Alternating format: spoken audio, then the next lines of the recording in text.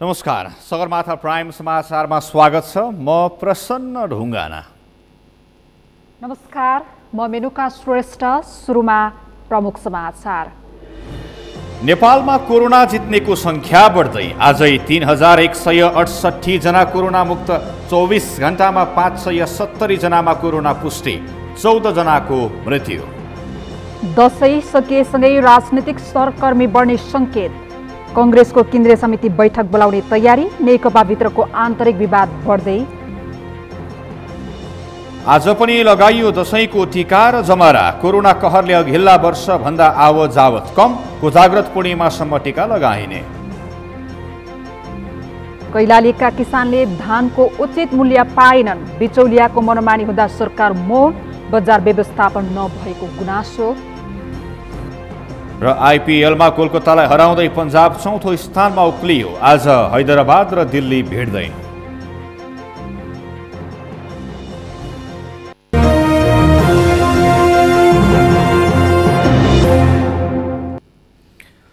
Sagarmatha prime समाचार अब विस्तारमा। पछिल्लो 24 घण्टामा नेपालमा कोरोना संक्रमणबाट थप 14 जनाको मृत्यु भएको छ। यो सँगै हालसम्म कोरोनाबाट ज्यान गुमाउनेको संख्या 876 पुगेको छ। आज एकै दिन थप 570 जनामा कोरोना पुष्टि भएसँगै नेपालमा कुल संक्रमितको संख्या 1,60,000 नाघेको छ। आज 3168 जनाले कोरोना जितेका छन्। एक रिपोर्ट। पछिल्लो 24 घण्टामा नेपालमा कोरोना संक्रमणका कारण ज्यान गुमाउनेको संख्या 14 पुगेको छ। एकै दिन 14 को मृत्यु भएसँगै नेपालमा कोरोना संक्रमणबाट मृत्यु हुनेको कुल संख्या 876 पुगेको स्वास्थ्य तथा जनसङ्ख्या मन्त्रालयको वेबसाइटमा उल्लेख छ। मंगलबार नेपालमा एकै दिन 570 जनामा कोरोना संक्रमण पुष्टि भएको छ।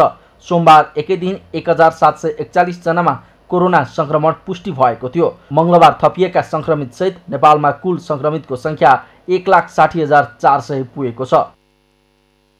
मन्त्रालयका अनुसार काठमाडौँ उपत्यकामा मात्र 252 संक्रमित थपिएका छन्, जसमध्ये काठमाडौँ जिल्लामा 225 जना, ललितपुरमा 23 र भक्तपुरका 4 जना छन्।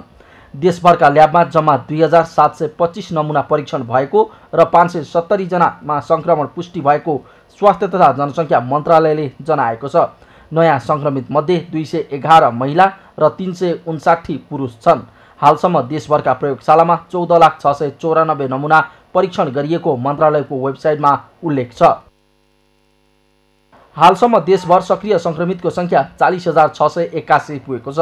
यो सोमबारको तुलनामा 2,612 ले कम हो। सक्रिय संक्रमित मध्ये 32,464 होम आइसोलेसनमा छन् भने 281 जनाको आइसियु र 71 जनाको भेन्टिलेटरमा उपचार भइरहेको छ। पछिल्लो 24 घण्टामा 3,168 कोरोना मुक्त भएर डिस्चार्ज भएका छन्। यो सँगै नेपालमा हालसम्म कोरोना मुक्त हुनेको संख्या 1,18,843 पुगेको छ। त्यसैगरी मन्त्रालयको वेबसाइटमा हालसम्म निको हुने संक्रमितको दर 74.09%, सक्रिय संक्रमित दर 25.36% र मृत्यु 0.55% रहेको उल्लेख छ। नयाँ तथ्याङ्क सार्वजनिक भएसँगै नेपाल कोरोना संक्रमित खराब मुलुकको सूचीमा विश्वभर 34औं स्थानमा कायमै रहेको छ। सगरमाथा टेलिभिजनका लागि पुष्कर खतिवडा, काठमाडौँ।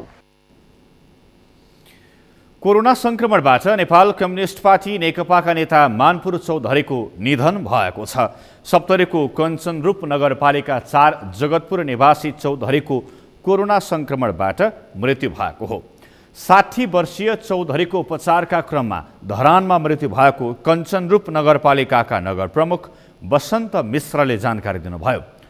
यस्तै बाँकेका प्रमुख जिल्लाधिकारी रामबहादुर कुरुम्बाङलाई कोरोना संक्रमण पुष्टि भएको छ। प्रमुख जिल्लाधिकारी कुरुम्बाङलाई आज कोभिड-19 पोजिटिभ देखिएको बाँकेका सहायक प्रमुख जिल्लाधिकारी दीर्घराज उपाध्यायले जानकारी दिनुभयो। यसैबीच बागलुङको काठेखोला गाउँपालिका 3 धम्जा 5 दिनका लागि सिल गरिएको छ। दशैं मनाउन घर गएका एक युवामा दशैंकै दिन कोरोना संक्रमण पुष्टि भएपछि गाउँ नै सिल गरिएको वडा सदस्य खुम भण्डारीले जानकारी दिनुभएको छ।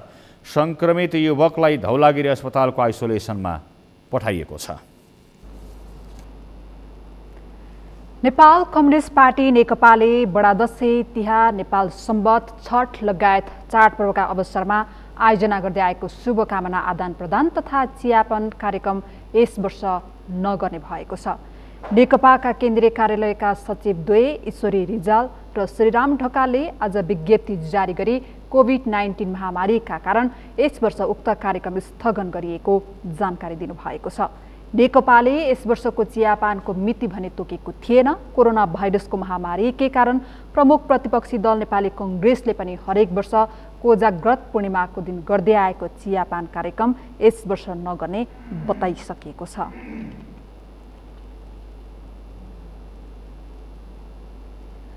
राजनीतिक सरगर्मी दशैं लगत्तै फेरि सुरु हुने संकेत देखिएको छ।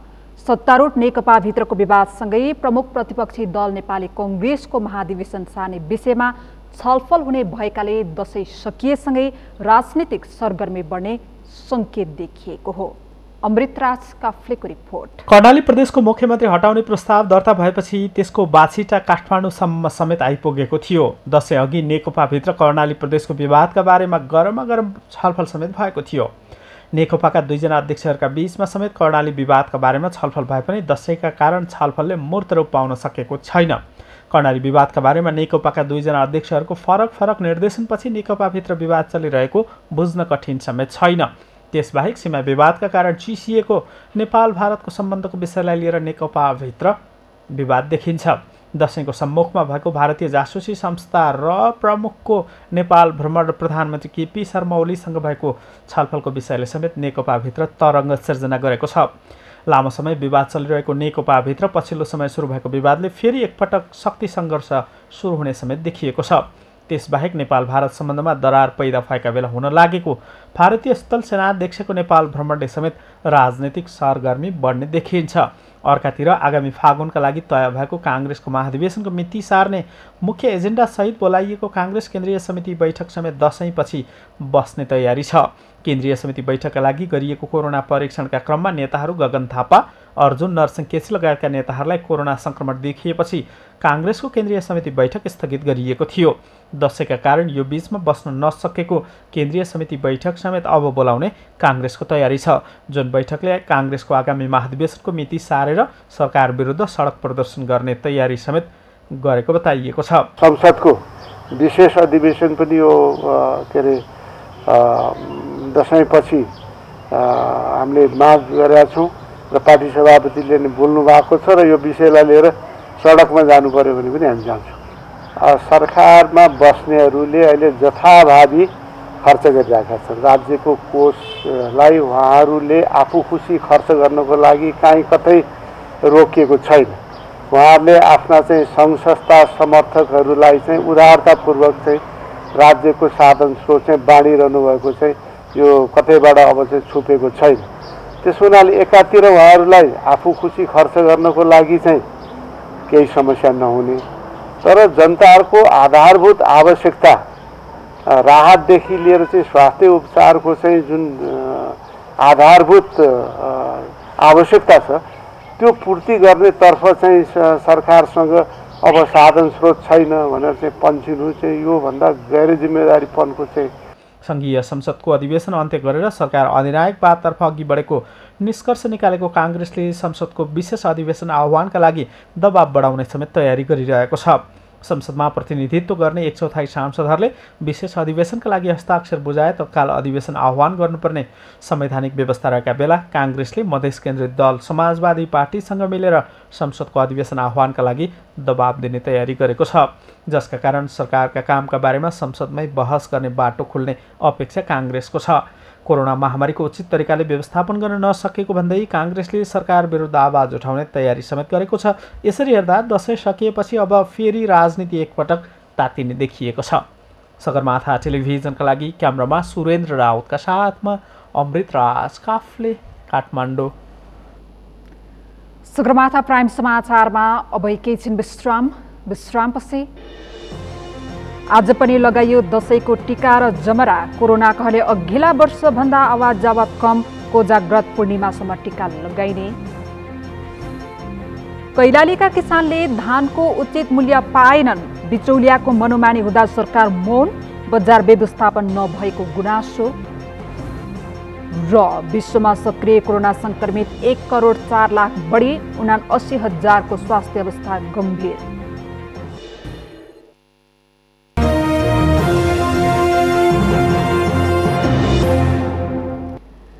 विश्रामपछि सगरमाथा प्राइम समाचारमा स्वागत छ। अब बाँकी समाचार। आज पनि मानिसजनको हातबाट नवदुर्गाको प्रसाद ग्रहण गर्ने क्रम जारी रहेको छ। विजया दशमीका दिनदेखि सुरु भएको नवदुर्गाको प्रसाद स्वरूप टीका र जमरा लगाउने क्रम आश्विन शुक्ल एकादशी अर्थात् दोस्रो दिन पनि जारी रहेको हो। परिवारमा टीका लगाएपछि कुटुम्ब र आफन्तसँग टीका लगाउन जाने परम्परा रहेकाले सर्वसाधारणले कोजाग्रत पूर्णिमाका दिन अखिल बलि कृति नभएसम्म टीका तथा जमरा ग्रहण गर्ने गर्दछन्।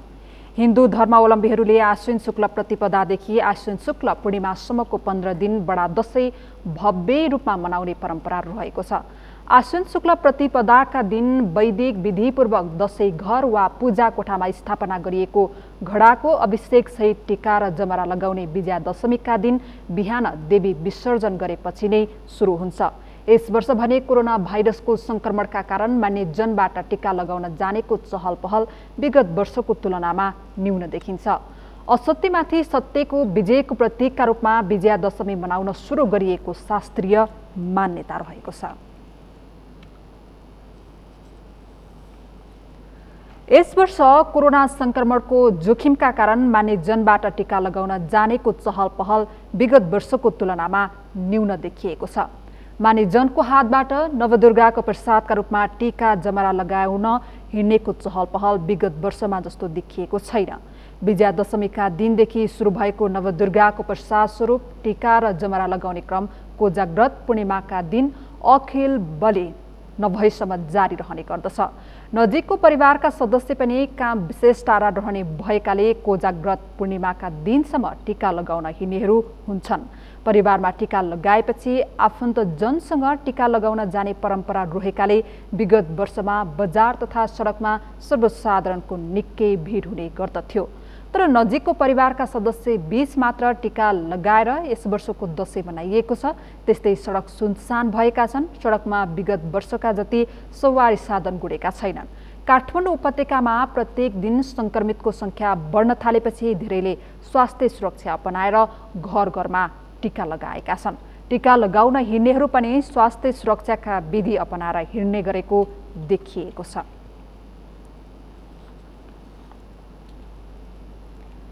सरकारले धानको समर्थन मूल्य 2,735 र 2,885 तोकिदिएको छ। तर कृषकहरू भने खेतबाट उठाएको धान 1900 देखि 2200 सम्ममा बिक्री गर्न बाध्य भएका छन्।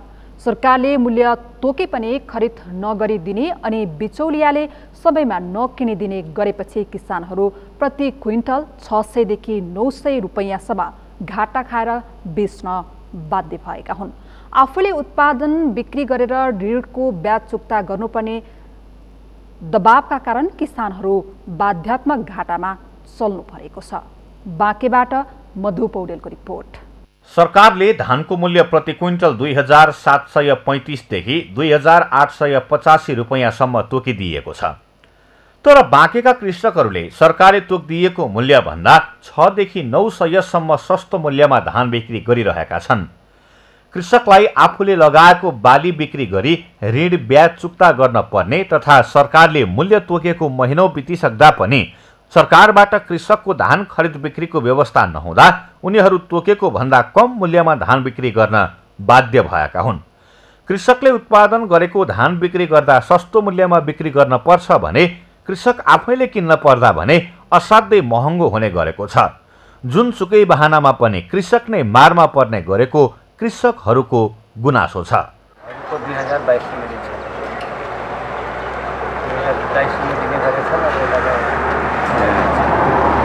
कसैको घरमा अब केही समस्या अब केही गहुँ हुन्न, छर्न लागेको मसुर हुन्न, धान बिग्रिन्छन्। कतिपय कृषकलाई त सरकारले तोकेको मूल्य कति छ भन्ने समेत जानकारी छैन। विगतमा सरकारबाट मूल्य तोकिसकेपछि धान किन्ने डिपोको स्थापना गरी खरिद गर्ने गरिएको भए पनि अहिले सरकारले यस्तो व्यवस्था नगर्दा कृषकहरू निजी डिपोमा आफ्नो धान बिक्री गर्न बाध्य भएको छन् र मूल्य समेत पाउन सकेका छैनन्। हम धान लाद के अपन लाए हैं, रिश्तेदार के मिल हो यहीं गिराए दिए थे। अभी भाव हम नहीं पूछा है, धान दाएगा खेत में लाए के यहीं गिराए दिया। सरकारी रेट हमें नहीं मालूम, उतना सरकारी रेट से तो न ले। हम हुआ 2200 में फुल टकरा में बेचा रहा, अब यहाँ तो बेचा नहीं, पहली बार लाए हैं। पहले दार जैसे धान तौल गया, इसके बाद में हिसाब जोड़े के बाद में 25 रुपया बोरा पैसा काट। यता धान खरिद गरिरहेका निजी स्तरबाट स्थापना गरिएका डिपोहरूले खुलेआम सस्तो मूल्यमा खरिद गरिरहेका छन्। धान लगायतका बालीहरू खरिद गर्दै आएका साउहरू कृषकले उत्पादन गरेको बालीको गुणस्तर हेरेर मूल्य दिने गरेको बताउँछन्। सर हेर्नु न, 1950 पनि हो, 1900 हो, 2000 हो, धान हेरिकन छ के। गहुँ पनि हामी लिन्छौँ, अब किलो लागेको हुन्छ 2500, 2600, 2700, 2800 जस्तो गहुँ आएको क्या। आजभोलि सिजन त आउट सिजन छ। गाउँघरमा धान खरिद गरिरहेका साना साउहरूले पनि सस्तो मूल्यमा मात्रै धान खरिद गर्दै आएका छन्। उनीहरूले किसानमाथि किन ठगी हुँदैछ भन्ने प्रश्नमा धानको मूल्य अहिले चलेकै दिइरहेको तर्क गर्दै फेरि मूल्य बढेमा बढाएर मूल्य दिने बताउँछन्। खजुरा 22, यहाँ 21, कल्ला खजुरा जान्छ, खजुरामा 22 छ। अब भाडा सारा कटाएर यहाँ 21 मा। अब अहिलेको रेट यही हो, पछिको रेट बढी हुन्छ, बढी लिन्छौँ। धान लगायतको बालीमा किसान ठगिएको भन्ने गुनासोपछि सरकारले न्यूनतम समर्थन मूल्य तोक्न थालेको हो। तर न्यूनतम समर्थन मूल्य असारमै तोकिदिएर पनि मङ्सिरसम्म डिपो स्थापना र सरकारी स्तरबाट खरिद नहुँदा किसानलाई भने सरकारले तोकेको मूल्य कागलाई बेल पाके सरह भएको छ। सरकारले किसानका उत्पादनमा न्यूनतम मूल्य तोकेपछि पनि किसानहरू सधैँ घाटामा चल्न पर्ने अनि बिचौलियाहरू खुला बजारको लाभ उठाइरहने हो भने त्यसले कृषक मात्र नभएर सिङ्गो कृषि कर्ममा नै वितृष्णा जगाउनेछ। यसतर्फ पनि 3 तहका सरकारले ध्यान दिन आवश्यक छ। सगरमाथा टेलिभिजनका लागि बाँकेबाट मधु पौडेलको रिपोर्ट।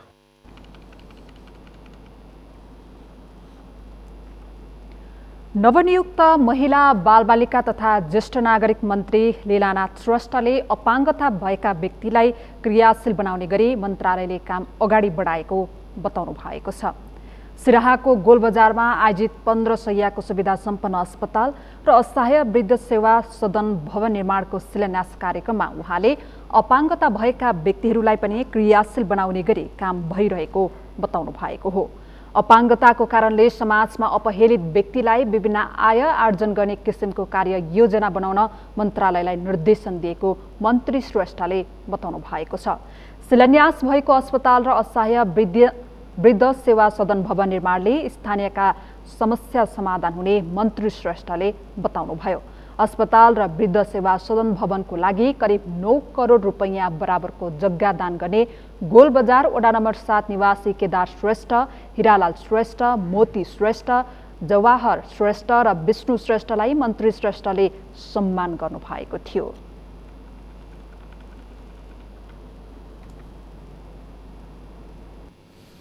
सुदूरपश्चिमका 4 जिल्लामा हवाई उडान सुरु भएको छ।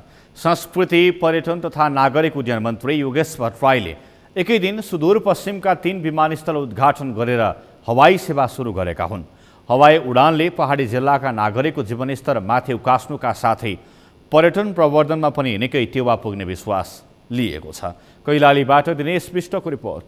राज्यबाट उपेक्षित सुदूरपश्चिमका पहाडी केही जिल्लामा नियमित उडान हुन थालेपछि नागरिक खुसी भएका छन्। एक दिन पुरै बसको यात्रा गरेर मात्रै पहाडी जिल्ला सदरमुकाम पुग्न सकिने अवस्था थियो, तर अहिले 18 देखि 20 मिनेटमै गन्तव्यमा पुगिन थालेपछि यात्रुहरू उत्साहित भएका हुन्। अहिले बैतडी, बजाङ, डोटी र बाजुरा धनगढीबाट उडान भइरहेको छ। समेत एयरले यात्रु सङ्ख्याको आधारमा उडान भरिरहेको हो। पहाडी जिल्लामध्ये सबैभन्दा बढी यात्रु बझाङका लागि पाइन्छन्। यात्रु बढी भएकै कारण मङ्गलबार बझाङमा मात्रै समेत एयरले 3 वटा उडान भरेका छन्। एकै दिन पुरै यात्रा गरेर पनि गन्तव्यमा नपुग्ने यात्रुहरू अहिले 18 देखि 20 मिनेटमै पुग्न थालेपछि निकै खुसी भएकाहरूले भाडा दर बढी भएको गुनासो गरेका छन्। स्वागत गरेको छ। हाम्रो चाहना त्यहाँ बजाङ्गे जनताको चाहना अहिले यो दशैंको अगाडि पछाडि चलाएर मात्र हुँदैन, यसलाई निरन्तरता दिनलाई हामी जनताहरूले के पहल गर्नुपर्छ त्यसको लागि हामी जति बेला तयार छौँ। र साथसाथै अहिले जुन फ्लाइट भयो यो के अरे सुमित ग्रुपलाई पनि हाम्रो अनुरोध छ, भाडाको दरमा चाहिँ अलिकति हामीले पुनर्विचार गर्नुपर्छ भन्ने हामीलाई लाग्दछ। यो मेरो मात्रै आवाज होइन, हामी सम्पूर्ण यसको ग्राहक जति बन्छौँ त्यसको त्यो सबै मान्छेको चाहिँ एउटा कमन आवाज हो। यसको लागि चाहिँ हामीले एकचोटि फेरि हेर्न सकिन्छ अथवा विचार गर्न सकिन्छ। यस्तो कुरा गरेर हामीलाई उपयुक्त भाडा दर गर्ने हो भने चाहिँ बजाङको लागि धेरै राम्रो कुरा हो।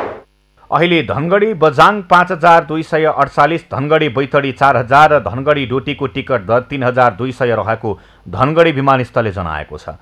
सुदूरपश्चिमका पहाडी जिल्लामा उडान हुन थालेपछि अब पर्यटन प्रवर्धनमा पनि टेवा पुग्ने पर्यटन व्यवसायीहरू बताउँछन्। दसैँ तिहारमा मात्रै नभई वर्षभरि नियमित उडान हुनुपर्ने उनीहरूको माग छ। सबै पहाडी जिल्लाका एयरपोर्टहरू पहिला बिचमा चाहिँ सबै बन्द थिए, अहिले पिच भए, स्तरोन्नति भयो र अहिले सञ्चालनमा आए। यसले गर्दाखेरि पर्यटकहरूलाई चाहिँ चाहिने भनेको यस्तै सेवा सुविधाहरू हुन्। उनीहरूलाई जस्तो कोही बसमा जाला, कोही चाहिँ गाडी रिजर्भ गरेर जाला, कोही चाहिँ जहाजमा जाला, कोही हेलिकप्टरमा जाला, सुविधा भएपछि उपभोग गर्ने हुन्। तर त्यो सुविधामा चाहिँ कमी राख्नुहुन्न। त्यो अब यो त झन् जहाज भनेको त अत्यावश्यक सुविधा अन्तर्गत हो। जस्तो बजाङवासीको लागि, दुर्गम भेगको लागि चाहिँ अत्यावश्यक सेवा सुविधा जस्तै हो। यसलाई पर्यटकलाई, आम नागरिकलाई, जनतालाई सबैलाई सेवा सुविधा पुग्छ। अहिले धनगढी विमानस्थललाई डोमेस्टिक क्षेत्रीय विमानस्थलका रूपमा विकास गरी पहाडी जिल्लामा उडान थपिएको विमानस्थलले जनाएको छ। पूर्ण रूपमा क्षेत्रीय विमानस्थल बनाउनका लागि अझै जग्गा अधिग्रहण बाँकी रहेको विमानस्थलका प्रमुख तेजबहादुर बुढा थापाले जानकारी दिए। जनशक्ति हाम्रो अहिले आवश्यक जनशक्तिहरू हाम्रो प्राधिकरणले प्रधान कार्यालयबाट खटाएको छ। बैतडीमा एकजना हुनुहुन्छ एयर ट्राफिक कन्ट्रोल, त्यस्तै गरी बझाङ, डोटी, साँपे त अब पहिलेदेखि नै चल्दै आएको हो। र अन्य उपकरणको सवालमा अब बिस्तारै जडान होला। अब अहिले पोर्टेबल VHF मार्फत कम्युनिकेसन भइरहेको छ। अहिलेलाई काम चलाउ खालको कम्युनिकेसन भइरहेछ। अब बैतडी बाहेक अन्य विमानस्थलहरूमा टर्मिनल बिल्डिङको अवस्था राम्रै छ। उपकरणहरू मात्रै जडान गर्न बाँकी छ। अब बिस्तारै त्यसले गति लिन्छ। सुदूरपश्चिमका यी विमानस्थल सञ्चालन भएपछि यहाँका नागरिकहरूमा ठूलो चाडबाड आए जस्तै खुसियाली छाएको छ। बिरामीलाई समयमै अस्पताल पुर्याउने विषयदेखि छोटो समयमै आवतजावत गर्न सकिने लगायतका कारण स्थानीयमा खुसी छाएको हो। अब चाँडै यसलाई पूर्ण क्षेत्रीय विमानस्थलका रूपमा विकास गरी धनगढीबाट अन्य प्रदेशमा समेत उडान सुरु गर्न आवश्यक देखिएको छ। सगरमाथा टेलिभिजनका लागि कैलालीबाट दिनेश विष्टको रिपोर्ट। रोल्पाको सुनसरी गाउँपालिकाले पर्यटन क्षेत्रको विकास र विस्तार गर्ने नीति अघि बढाएको छ। स्थानीय तहका पर्यटकीय क्षेत्रको उचित प्रवर्धन गरी प्रचार प्रसार गर्न लुम्बिनी प्रदेश सरकारले पनि आर्थिक सहयोग गरेको छ। गाउँपालिकाको यो कदमलाई पर्यटन व्यवसायीले स्वागत गरेका छन्। रोल्पाबाट भरत नेपालीको रिपोर्ट। झरनाको नामबाट नामाकरण भएको रोल्पाको सुनछहरी गाउँपालिकाले पर्यटकीय गतिविधि बढाउने गरी काम थालेको छ। गाउँपालिकाको योजनालाई साथ दिँदै लुम्बिनी प्रदेश सरकारले पनि पर्यटन प्रवर्धन गर्न गाउँपालिकालाई 25 लाख बजेट दिएको छ। त्यस्तै गाउँपालिकाले आफ्नो क्षेत्रका प्राकृतिक सम्पदाको संरक्षण र प्रवर्धन गर्दै पर्यटकीय क्रियाकलाप बढाउने योजना बनाएको छ। स्थानीय गन्तव्यको उचित प्रचार गर्न सके राम्रो आम्दानी लिन सकिने गाउँपालिकाको ठहर छ।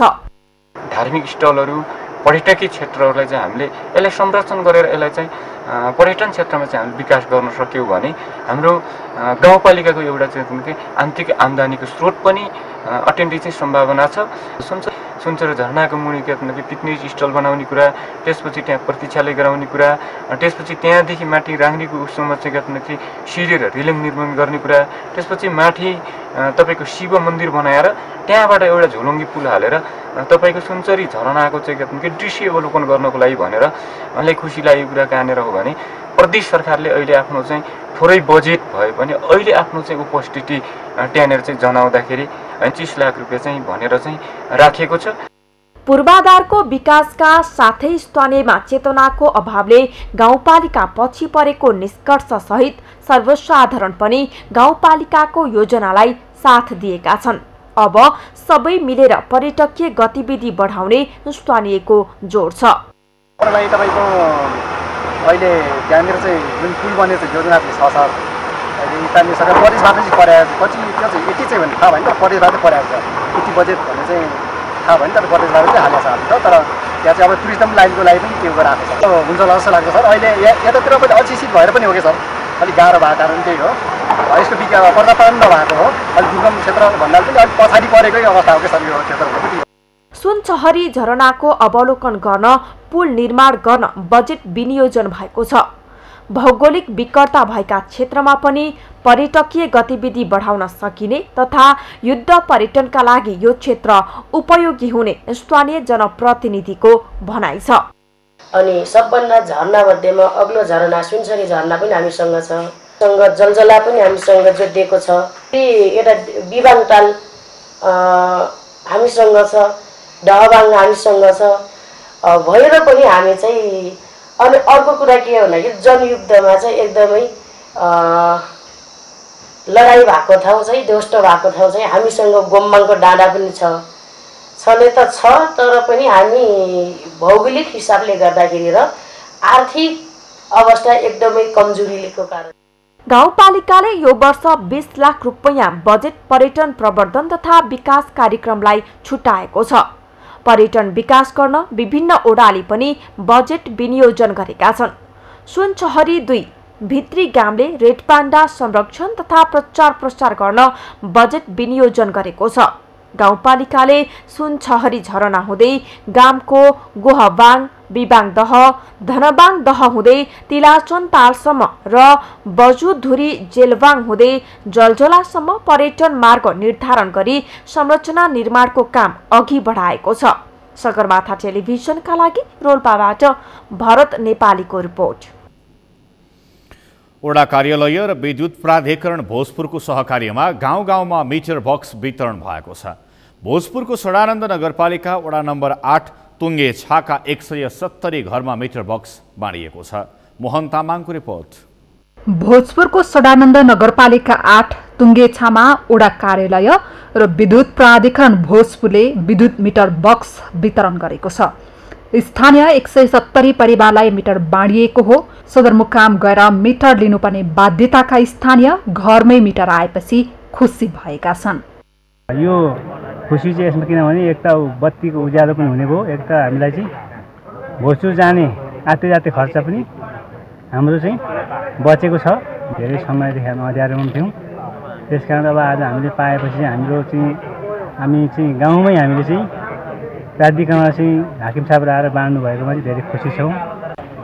वार्डको समन्वयमा हामीले चाहिँ विद्युत प्राधिकरणसँग कोअर्डिनेसन गरेर हामीले बत्ती बाल्न लागिरहेका छौँ र अहिले नगरले पनि अहिले भर्खरै पनि हामीलाई चाहिँ यहाँ चाहिँ रोक्ने खालको एउटा चाहिँ सन्देशहरू पठाइरहेका छन् र त्यसका बावजुद पनि हामी जसरी पनि सेमिङमा बत्ती बाल्नुपर्छ भनेर लागिरहेका छौँ। सेमिङमा लगभग 170 घर चाहिँ यो विद्युतको पहुँचबाट हामी लाभान्वित भएका छौँ। गाउँमै गएर विद्युत मिटर वितरण गर्नु उपयोगी हुने प्राधिकरणको बुझाइ छ। एउटा मिटरका लागि घरको एकजना आउनुपर्ने बाध्यताको अन्त्य भएको भन्दै प्राधिकरणले यो सेवालाई व्यवस्थित बनाउने योजना बनाएको छ। मिटर बक्स दिन धेरै सर्वसाधारण कार्यालय धाउनुको साटो 2-3 जना कर्मचारी गाउँमै गएर सेवा दिँदा बढी उपयोगी हुने प्राधिकरणको बुझाइ छ। हैन, कार्यालयले त्यो सुविधा किन नदिने भन्ने हिसाबले हामीले विगतमा पनि ट्याङ्कीमुङ गाउँपालिकामा लगभग 2-3 वडामा यसरी नै वितरण गरेको थियौँ र अहिले हामी यहाँ आज सडानन्द नगरपालिका वार्ड नम्बर 8 यो तुङ्गेछामा आएको छौँ।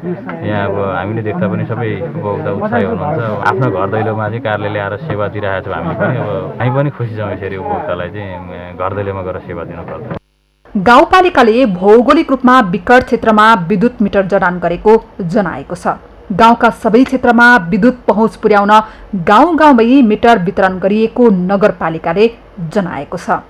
हामीले यही क्रममा विद्युत घर घरमा बाल्नको निमित्त मिटर बक्स आवश्यकता हुने भएको हुनाले र विशेष गरी हाम्रो यो ठाउँको 131 घरधुरीहरूमा अझै पनि बत्ती नबलेको र हाम्रो 8 नम्बरको चाहिँ अन्य केही भागहरूमा पनि बत्ती बले तापनि मिटर बक्सहरू प्राप्त नभएको अवस्थामा विशेष गरी आज हामीले वडा कार्यालयले विशेष पहल गरेर चाहिँ भोजपुर प्राधिकरण भोजपुर वितरण केन्द्र भोजपुरसँग समन्वय गरेर 170 वटा चाहिँ हामीले आज मिटर बक्सहरू वितरण गर्दैछौँ।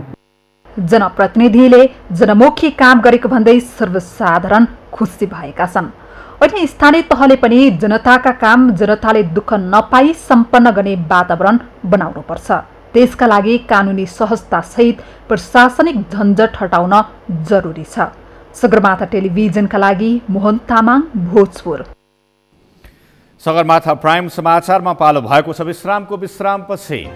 विश्वमा सक्रिय कोरोना संक्रमित 1,04,00,000 भन्दा बढी, 79,000 को स्वास्थ्य अवस्था गम्भीर। र आइपिएलमा कोलकातालाई हराउँदै पन्जाब चौथो स्थानमा उक्लियो। आज हैदराबाद र दिल्ली भिड्दै।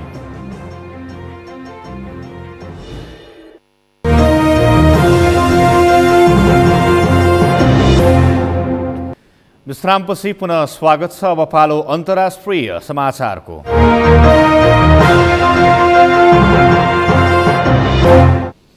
कोरोना संक्रमणका कारण विश्वमा हालसम्म मृत्यु हुनेको संख्या 11,65,000 नाघेको छ। यो समाचार तयार पार्दासम्म 4,38,47,000 बढीमा कोरोना संक्रमण पुष्टि भएको छ। विश्वमा 1,04,61,000 बढी सक्रिय संक्रमित छन्।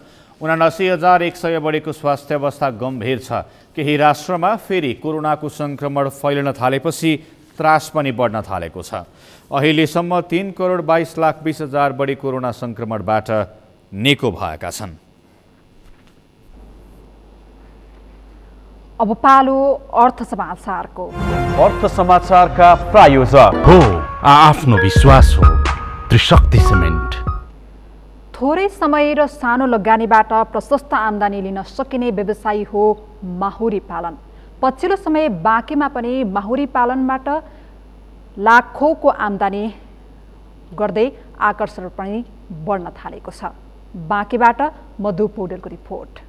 सानो लगानी तथा कुनै पनि मौसममा गर्न सकिने व्यवसायी हो माहुरी पालन। यो व्यवसाय गर्नका लागि अन्य व्यवसायी जस्तो स्थान छनौट तथा कृषि व्यवसायमा भोग्नुपर्ने पीडाहरू भोग्नु पर्दैन। सफा र स्वस्थ व्यवसायको रूपमा रहेको माहुरी पालनबाट लाखौंको आम्दानी लिन सकिन्छ। विगत लामो समयदेखि व्यावसायिक माहुरी पालन गर्दै आएकाहरू केही समस्या भए तापनि माहुरी पालन घाटाको पेशा नभएमा ढुक्क भएको देखिन्छन् माहुरी पालन गर्दै आएका व्यवसायी। होइन, मैले अब धेरै गफ लाउने कुरा आउँदैन सर। मैले अब यो लगभग 60 घर लगभगबाट चाहिँ 10 कुन्टल र 10.5 कुन्टलदेखि अब 11 कुन्टलसम्म मैले उत्पादन गरेको छु। अब त्यसमध्येबाट चाहिँ अब अलिअलि त्यसमध्येमा खर्च हुन्छ लगभग अब यताउता चरणमा गाडीमा हाल्दा ल्याउँदा लोड अनलोड गर्दा यताउता सरसामान गर्दाखेरि तपाईँको चाहिँ लगभग 1.5 लाख रुपियाँ खर्च हुन्छ।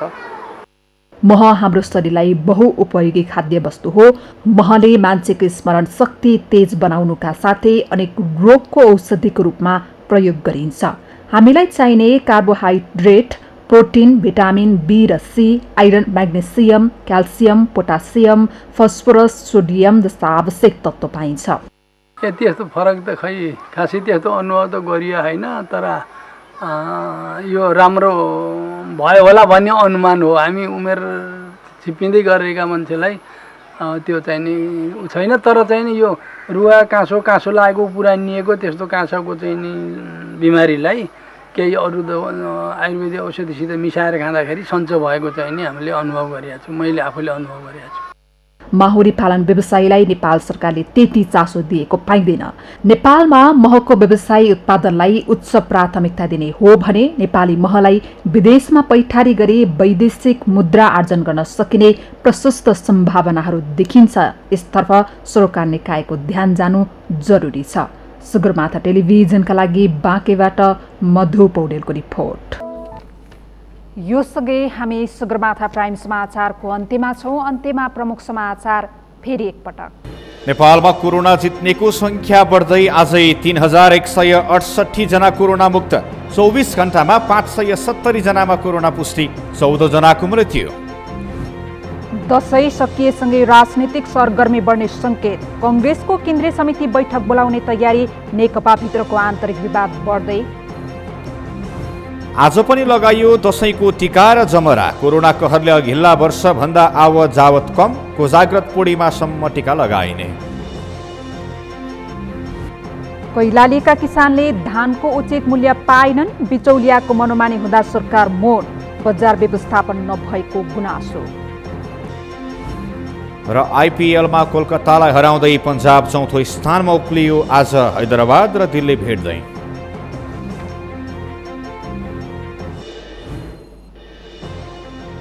हौस् त सगरमाथा प्राइम समाचार अहिलेलाई सकियो। तपाईँ समाचार बुलेटिनका साथै सगरमाथा टेलिभिजनका सम्पूर्ण कार्यक्रम www.sagarmatha.tv मा पनि पढ्न र हेर्न सक्नुहुनेछ।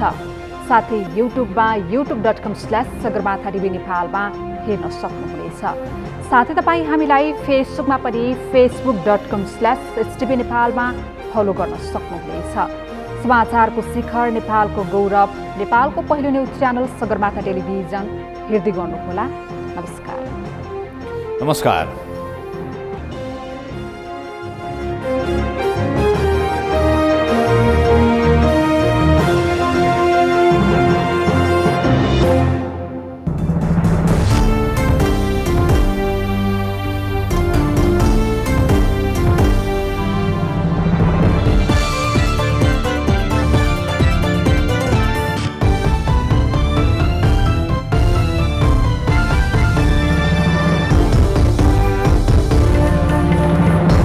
सगरमाथा टेलिभिजन, तपाईको तेस्रो आँखा।